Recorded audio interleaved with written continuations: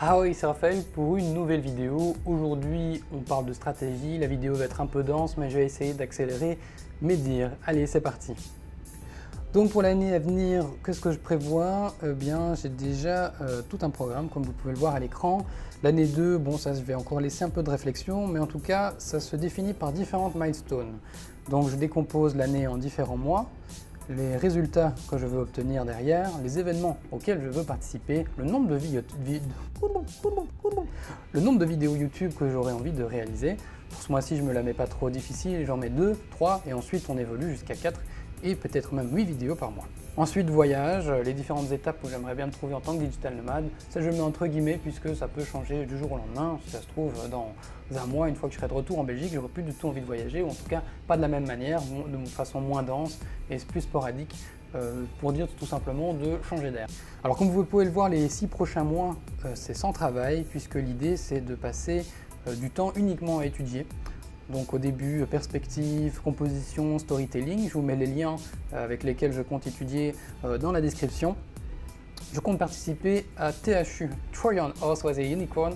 C'est un des plus grands festivals artistiques en Europe où se rassemblent des concept artistes, des illustrateurs du monde entier pour échanger, pour suivre des workshops, des conférences des plus grands artistes du monde. On a des gens de chez Pixar par exemple cette année, parmi bien d'autres.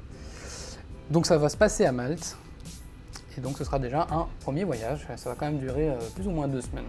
Ensuite je continuerai par un programme de gesture et storytelling, ça aussi ça me manque beaucoup, et donc là aussi j'ai déjà prévu les ressources que j'allais utiliser pour apprendre. J'aimerais participer au Arc Weekend, c'est un événement à cheval entre novembre et décembre qui a lieu en Suisse, qui est organisé aussi dans le même veine que THU, c'est de la rencontre, c'est des workshops mais avec des artistes plus locaux. Janvier, c'est l'opportunité de faire un portfolio, de pouvoir rassembler toutes les compétences qui auront été apprises pendant les 5 premiers mois d'études, et donc de faire 4-5 pièces de super bonne qualité avec le type d'employeur que j'aurais envie de cibler. Donc là c'est toujours pas sûr, donc c'est bien de reporter la création du portfolio au plus loin possible, en espérant les premiers contrats et d'avoir réfléchi davantage sur le statut de digital nomade et pourquoi pas commencer tout ce qui est administratif. Février-mars, je veux développer un business qui me permette de générer un revenu passif pour rendre le voyage plus évident. Et j'étudierai un programme pour la couleur et la lumière avec les bouquins de James Gurney, Color and Light, qui sont aussi très recommandés, et Schoolism.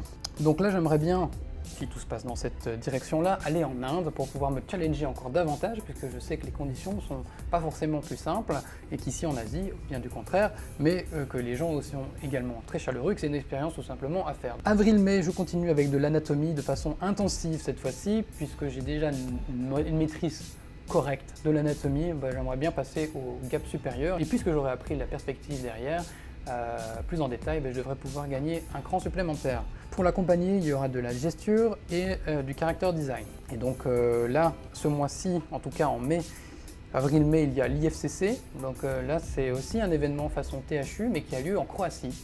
Et donc, pour accompagner ça, pourquoi pas faire un tour d'Europe de l'Est pendant les 2 mois, faire peut-être 1 ou 2 pays pour travailler et être proche du pays, donc la Croatie, au moment de l'événement.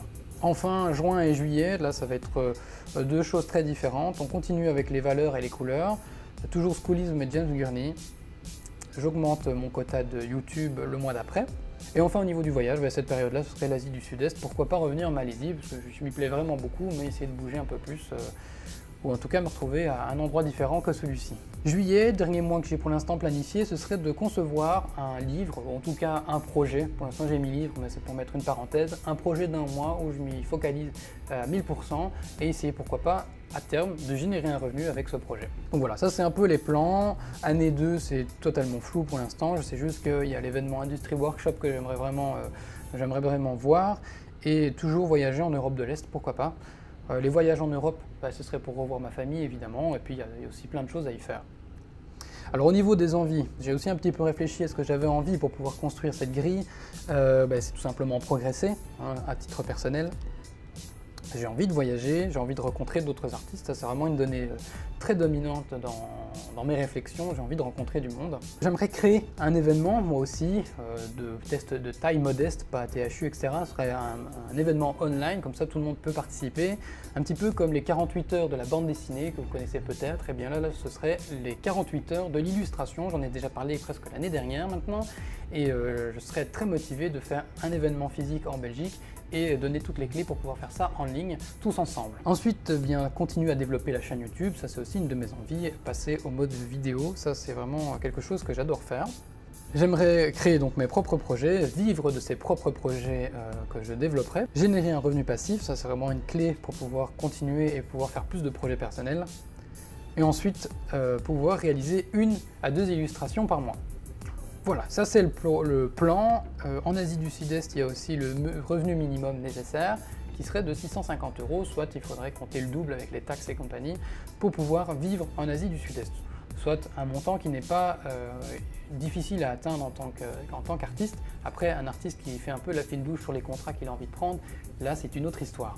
C'est pourquoi, encore une fois, j'insiste sur le revenu passif qui va devoir devenir une donnée assez importante pour pouvoir avoir l'esprit tranquille. Voilà, maintenant vous savez un petit peu plus sur ma stratégie, sur ce que je prévois de faire. C'est un rough, ça va peut-être changer au jour le jour, au mois le mois, et j'y reviendrai dessus quand je ferai des analyses au travers des différentes vidéos. Et maintenant je sais où me fixer et ça fait vraiment du bien, donc je vous conseille vraiment de le faire.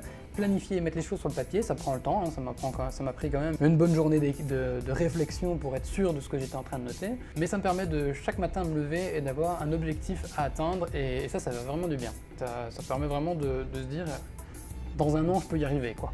Voilà, c'est la fin de cette vidéo, j'espère qu'elle vous aura plu. Je sais qu'elle était un petit peu dense, mais que ça vous permettra de vous donner un petit peu une idée de mes plans pour l'année à venir. N'hésitez pas à réagir dans les commentaires, c'est fait pour ça.